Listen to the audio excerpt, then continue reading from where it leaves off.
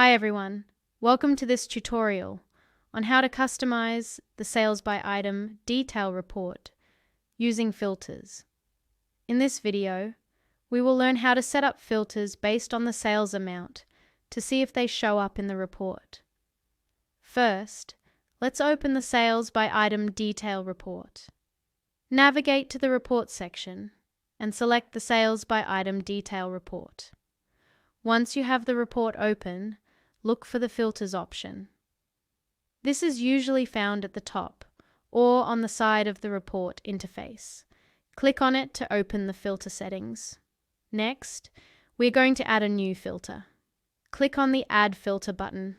A new window or panel will appear, allowing you to specify the criteria for your filter.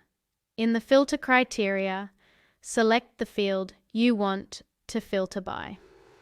In this case, we are filtering by the sales amount. Choose Sales Amount from the drop-down menu. Now, specify the conditions for the filter. We want to filter sales that are over a certain amount. Enter the desired amount threshold.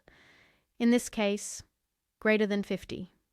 After setting the criteria, click Apply or OK to apply the filter to the report. The report will now only display sales that meet the specified criteria. To demonstrate how the filter affects the report, we also created an invoice. This invoice will help us see how the sales amount filter works in real time.